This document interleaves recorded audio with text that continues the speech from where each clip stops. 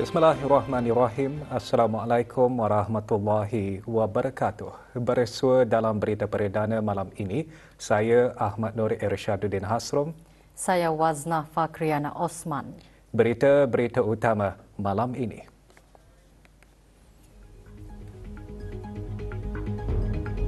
Pelancaran Peronda Pertolongan Cemas BRC nilai tambah bagi memperkukuh penyediaan perkhidmatan pertolongan cemas.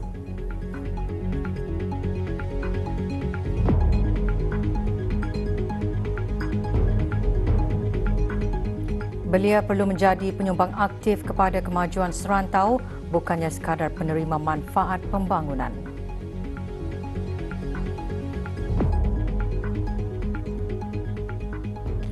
Kepentingan menjaga kesihatan dan meningkatkan celik kesihatan dalam kalangan masyarakat, terutama kanak-kanak, antara yang ditekankan dalam tema sambutan Hari Kanak-Kanak Sedunia tahun ini.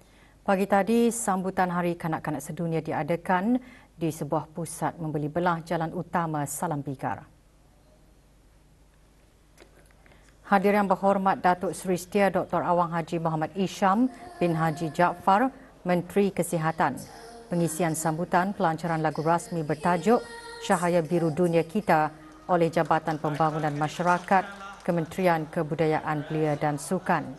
Pelbagai aktiviti interaktif dan pendidikan turut diadakan, termasuk pameran pendidikan bertemakan gaya hidup sihat dan aktiviti fizikal.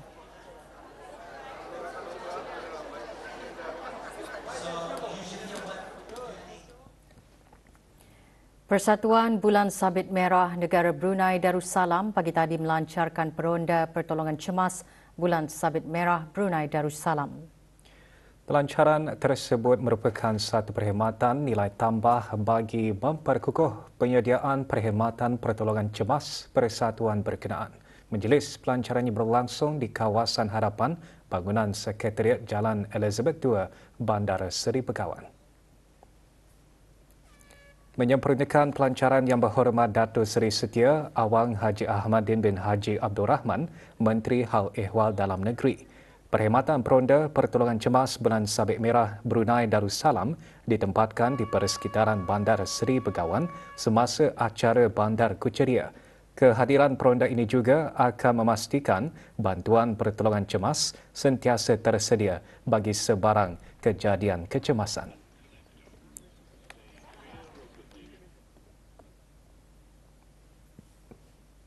Sebagai permulaan, ianya akan ditempatkan di sewaktu Bandar Kucheriya di persekitaran Bandar Seri Begawan.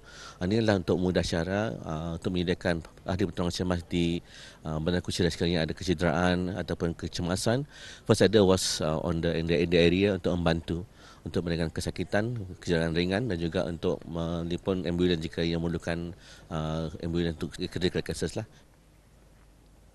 Program pertama BAS Belia BIM Piaga 2025 mencerminkan komitmen bersama negara-negara anggota BIM Piaga untuk memperkasa belia sebagai pemimpin masa hadapan bagi kerjasama serantau.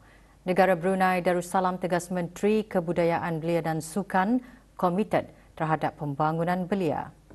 Berucap semasa pelancaran program berkenaan, Yang Berhormat Datuk Seri Setia Awang Haji Nazmi Muhammad juga menegaskan belia bukan sekadar penerima manfaat pembangunan tetapi penyumbang aktif kepada kemajuan serantau, khususnya ketika dunia sedang mengalami perubahan pesat serta dipacu oleh kerjasama rentas sempadan.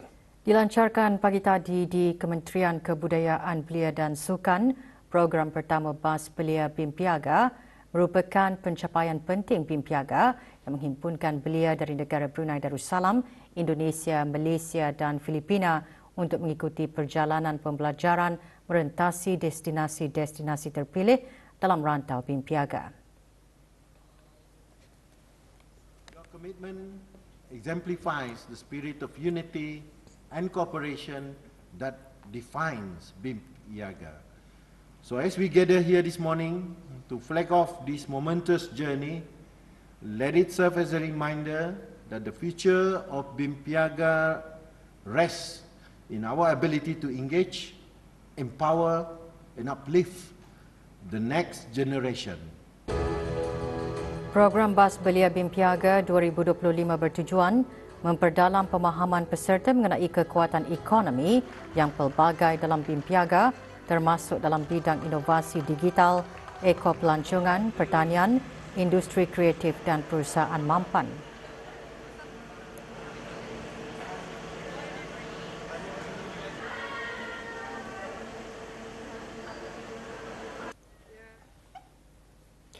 Persatuan Usahawan Muda Brunei YEAB membina peluang kerjasama untuk usahawan muda di negara ini. Ikuti bahan beritanya selepas ini bersama dengan bahan berita lainnya.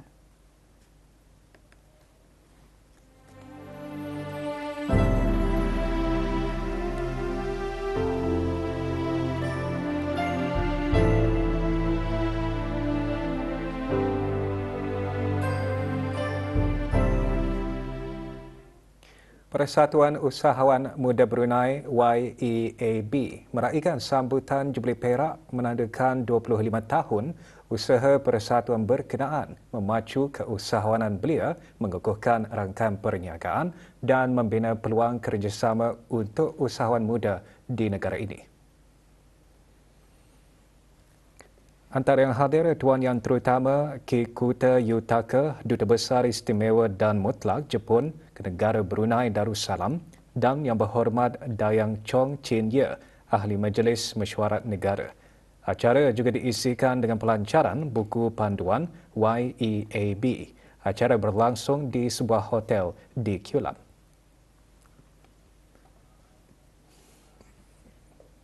Majlis Pengundian dan Pemilihan Calon Ketua Kampung Zon 4 Kampung Air bagi Kampung Bolkiah A dan B diadakan pagi tadi di perkarangan Masjid Yayasan Sultan Haji Hassanal Bolkiah.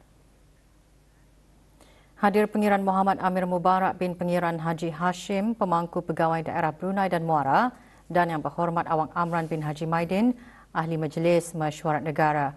Calon tunggal yang layak bagi mengisikan kekosongan jawatan tersebut, Awang Muhammad Najib bin Awang Abdullah berumur 35 tahun.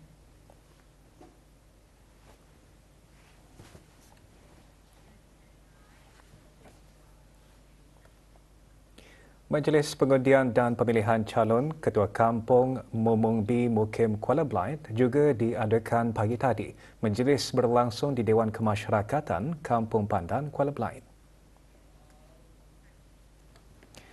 Hadir Awang Haji Amirul Hafidzin bin Haji Muhammad, Pemangku Pegawai Daerah Blight. Calon tunggal bagi mengisi jawatan tersebut, Awang Muhammad Syekh Razi bin Haji Muhammad Salid berumur 35 tahun. Juga hadir Yang Berhormat Awang Muhammad bin Abdullah alias Lim Swee An, Ahli Majlis Mesyuarat Negara.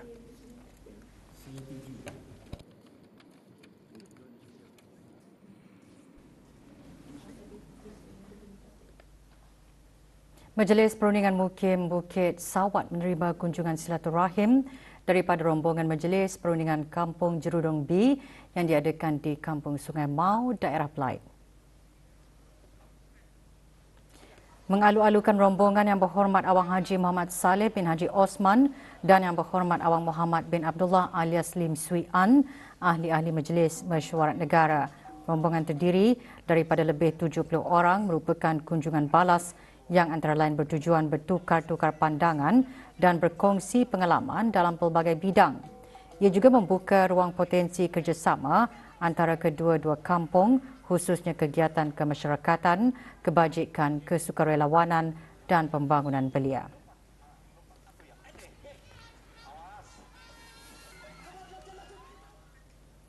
Penubuhan Pusat Pembelajaran Sepanjang Hayat atau Pusat L3 Kementerian Pendidikan telah mampu memperkasa individu untuk menjana pendapatan sendiri.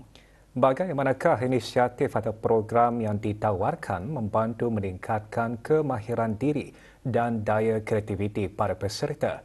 Perinciannya bersama Maziah Jini.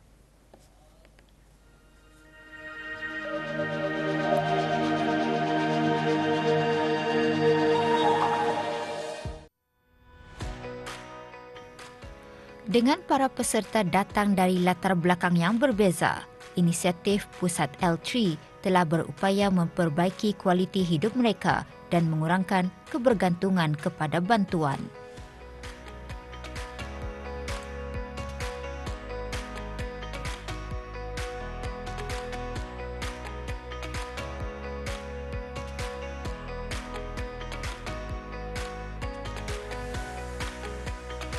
Ia amat berguna sama ada kepada negara dan individu itu sendiri, yang mana kelas ini membagi kami kemahiran untuk menjahit daripada basic.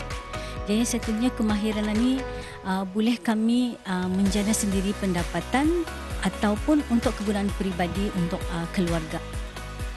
Ia adalah membantu melahirkan tenaga kerja yang lebih berkemahiran. Selain itu, mengurangkan kadar pengangguran untuk individu. Ia dapat memberi peluang pekerjaan kepada orang ramai di mana mereka ada kemahiran-kemahiran yang mereka pelajari di sinilah. Satu daripadanya, mereka juga boleh meningkatkan pendapatan mereka. Untuk industri, bagi saya, ia dapat mengurangkan pekerja asing bekerja di sini. Secara keseluruhannya, L3C memainkan peranan penting dalam memperkasa masyarakat, menggalakkan pembelajaran sepanjang hayat dan membina rakyat yang lebih produktif, inovatif dan bersedia menghadapi keperluan industri pada masa hadapan. Inisiatif yang dilaksanakan oleh Pusat L3 termasuk menawarkan 2 jenis program, iaitu program perkembangan komuniti dan program perkembangan tenaga kerja yang merangkumi pelbagai kemahiran.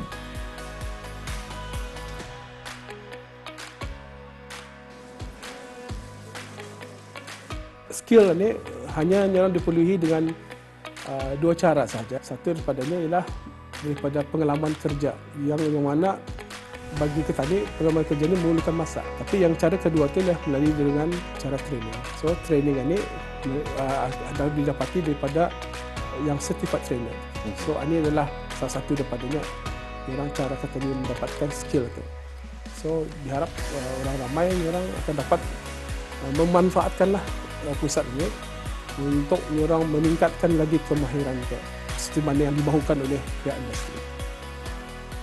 Mindset pembelajaran sepanjang hayat perlu dipupuk dalam diri masing-masing tanpa mengira peringkat umur atau status pekerjaan supaya kita sama-sama menjadi rakyat berpendidikan, berkemahiran tinggi dan berjaya untuk mencapai wawasan Brunei 2035.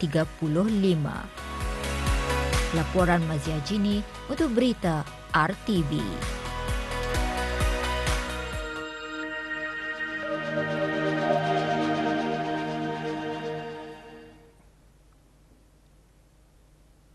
Kementerian Pendidikan dan Kementerian Hal Ehwal Agama melalui Jawatan Kuasa Sukatan Pelajaran dan Penilaian menerbitkan buku teks baharu Pendidikan Islam tahun 2. Direka bentuk dengan pendekatan pembelajaran lebih menyeluruh, bukan sahaja pengetahuan dalam bidang agama, bahkan juga memacu daya berfikir yang lebih aktif, kreatif dan inovatif berlandaskan ajaran Islam.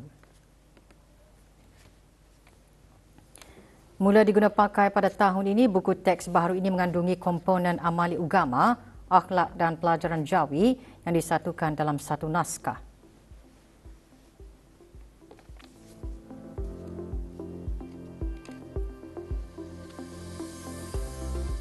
Buku teks baru ini sangat membantu kerana ianya disusun dengan lebih sistematik, lengkap dengan ilustrasi dan aktiviti yang sesuai dengan tahap murid. Hal ini memudahkan guru untuk menarik perhatian murid, menjelaskan isi pelajaran dengan lebih berkesan, membantu saya dalam merancang pengajaran dan pembelajaran dengan lebih mudah dan teratur kerana semua pelajaran terangkum dalam satu buku yang sudah disusun mengikut sukatan pelajaran. Ia menjadikan proses pengajaran dan pembelajaran lebih menyeronokkan serta interaktif. Harapan saya agar pelajar dapat memahami pelajaran dengan lebih baik. Pelaksanaan kurikulum baharu ini adalah meliputi semua sekolah rendah kerajaan dan swasta, termasuk sekolah-sekolah antarabangsa. Dengan penerbitan buku teks baharu ini, Ia diharap akan memperkukuh lagi asas pendidikan agama Islam dalam kalangan pelajar.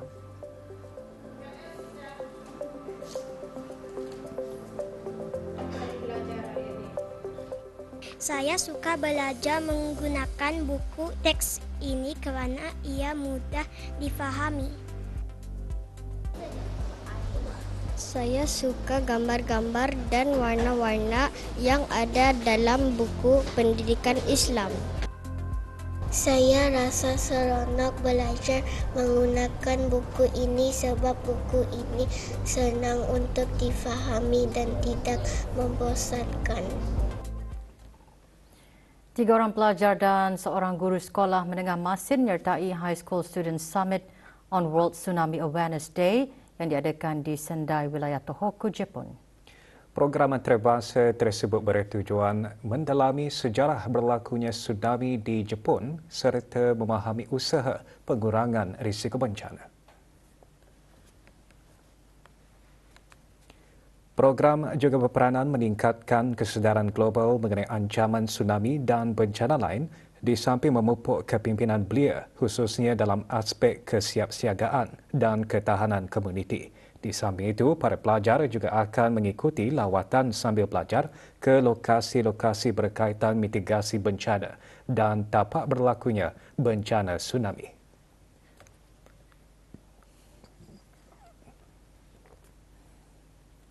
Sempena Hari Antarabangsa menentang penyalahgunaan dadah dan pengedaran dadah haram 2025, Persatuan Basmi Dadah Negara Brunei Darussalam Basmida menganjurkan majlis sambutan Hari Pemulihan Antarabangsa. Sambutan diadakan pagi tadi di Ibu Pejabat Basmida, Kampung Anggrek Desa.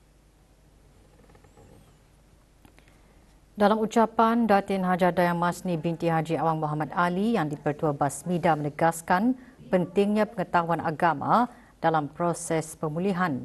Basmida juga menyokong penuh dorongan berorientasikan institusi keluarga yang kukuh. Pengisian acara sesi perkongsian untuk memberi inspirasi dan membuka ruang agar lebih memahami realiti dan keindahan proses pemulihan. Program kesedaran yang memberi tumpuan kepada pencegahan gangguan seksual dan isu keselamatan kanak-kanak serta remaja diketengahkan oleh Syababul Iman Masjid Sultan Sharif Ali dengan kerjasama ahli jawatan kuasa takmir berkenaan. Program Youth Protection Series 9.0 diadakan di masjid tersebut. Program bertujuan memberikan kefahaman yang lebih mendalam tentang isu gangguan seksual dan sumbang mahram di samping memperkasa para belia, ibu bapa serta masyarakat agar lebih peka dalam mewujudkan persekitaran yang selamat di rumah dan dalam masyarakat.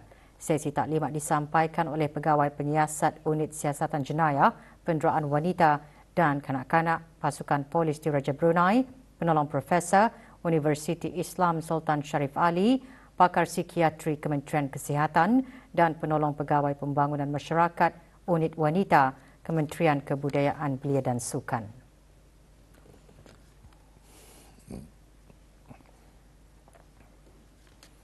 Unit Sukatan dan Timbangan Bahagian Industri dan Ekosistem Perniagaan di bawah Kementerian Kewangan dan Ekonomi mengendalikan pemeriksaan dan penelitian bacaan ketepatan ke atas 2 unit alat sukatan jenis flow meter milik syarikat Brunei Shell Petroleum BSP Sendirian Berhad. Pemeriksaan dijalankan di Pangkalan Bekalan Pekan Muara, Brunei dan Muara.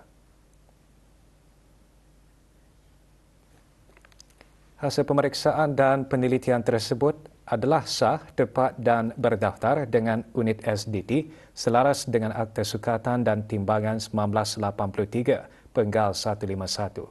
Para peniaga dan pengguna alat sukat dan timbang juga dikehendaki untuk sentiasa mematuhi peraturan-peraturan penelitian alat-alat sukatan dan timbangan 1994. Setiap orang yang menggunakan atau memiliki alat timbangan yang tidak dicap adalah salah. Pertanyaan lanjut email kepada sdt@mofe.gov.bn atau hubungi talian 238 3142.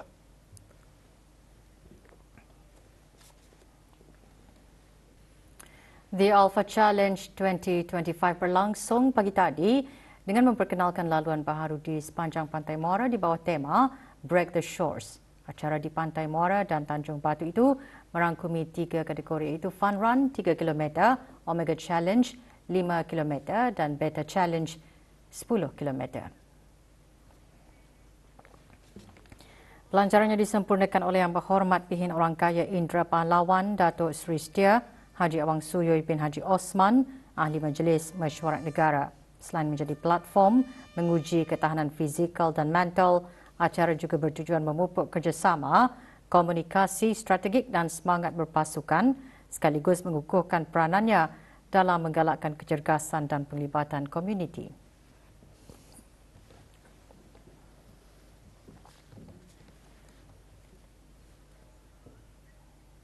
Jabatan Pengajian Islam menganjurkan kejohanan 10 paintballing yang melibatkan jabatan-jabatan di bawah kementerian tersebut. Kejohanan diadakan sempena memperingati pelaksanaan pendidikan agama formal yang kini memasuki tahun ke-69. Kejohanan tersebut diadakan pagi tadi di sebuah pusat membeli belah di Berakas. Penyampaian hadiah disempurnakan oleh Awang Haji Muhammad Rosli bin Haji Ibrahim, Setiausaha Tetap Kementerian Hal Ehwal Agama. 4 kategori dipertandingkan bagi kategori VIP lelaki dan perempuan dijuarai oleh Pengiran Muhammad Aminuddin bin Pengiran Husin dan Daeng Haja Zunainah binti Haji Gunung. Manakala kategori berpasukan lelaki dan perempuan masing-masing dijuarai oleh pasukan Mujahid Strikes, Bahagian Sekolah Umum Pendidikan Islam JPI dan pasukan The Incredibles Mahat Islam Brunei. Kejohanan sukan sekolah-sekolah ASEAN diteruskan hari ini dengan beberapa acara. Acara bola keranjang menyaksikan kategori perempuan, pasukan Malaysia menentang Filipina dan pasukan Brunei Darussalam bertemu pasukan Thailand. Manakala kategori lelaki Filipina menentang Singapura dan Malaysia menentang Brunei Darussalam. Manakala acara bola jaring menyaksikan 2 perlawanan, pada perlawanan sebelah pagi Brunei Darussalam menentang Singapura, sementara petang tadi Filipina bertemu Malaysia.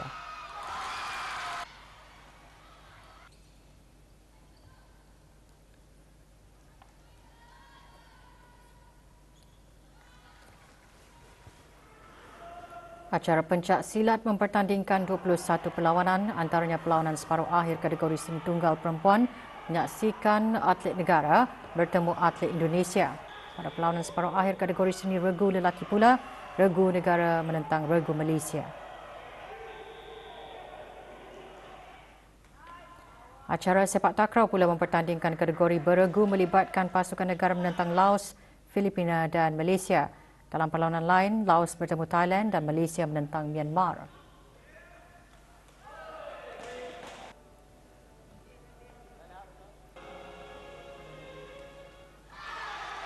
Dan badminton mempertandingkan peringkat Liga Berkumpulan, kumpulan A, Laos menentang Filipina dan Brunei Darussalam menentang Singapura.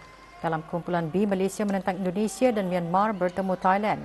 Bagi kategori perempuan kumpulan A, Thailand menentang Indonesia dan Myanmar bertemu Brunei Darussalam. Kumpulan B pula, Filipina menentang Malaysia.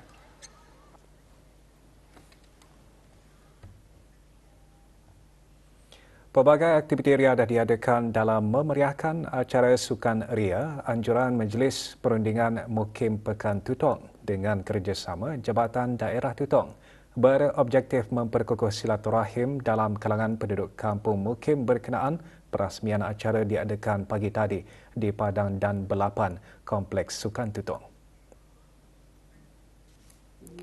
Perasmiannya disempurnakan oleh Awang Haji Muhammad Sofian bin Haji Basri, Pemangku Pegawai Daerah Tutong. Penganjuran Sukan Ria Mukim Pekan Tutong antara lain menggalakkan penyertaan aktif masyarakat dalam aktiviti berbentuk riadah. Juga diselajurkan penyampaian hadiah peraduan menghias bendera negara dan acara sukan berbasikal sempena sambutan Hari Keputeraan ke-79. Turut hadir Yang Berhormat Awang Abdul Aziz bin Haji Hamdan, Ahli Majlis Mesyuarat Negara. Perundingan Kampung Menengah menghimpunkan para penduduk, para belia serta keluarga kampung tersebut melalui Sukan Ria Purih Menengah. Acara diadakan di Balai Raya Kampung berkenaan. Pelbagai acara sukan diadakan, Sukan Ria Purih bukan sahaja menjadi platform mengeratkan hubungan penduduk, malah sebagai usaha berterusan mendorong penglibatan masyarakat dalam aktiviti riadah dan kesukarelawanan.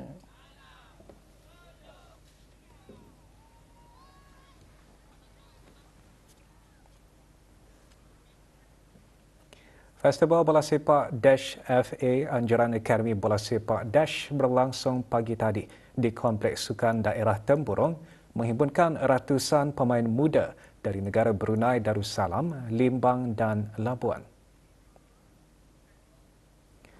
Pelana melibatkan 5 kategori umur yang merupakan penganjuran bola sepak belia terbesar di daerah tersebut. Festival bukan sahaja mengetengahkan aksi kompetitif, malah menjadi platform memupuk perkembangan bakat awal serta menggalakkan kerjasama dan disiplin dalam kalangan pemain muda. Bola sepak Liga Super Malaysia DPMMFC meneruskan saingannya semalam menentang Kuching City. Dalam perlawanan tersebut, DPMMFC tewas 0-1 kepada Kuching City. Perlawanan berlangsung di Stadium Negeri Kuching, Sarawak. Masuk ke dalam. Masih lagi Ramadan Saifullah mencari ruang dan akhirnya baru kita tanyakan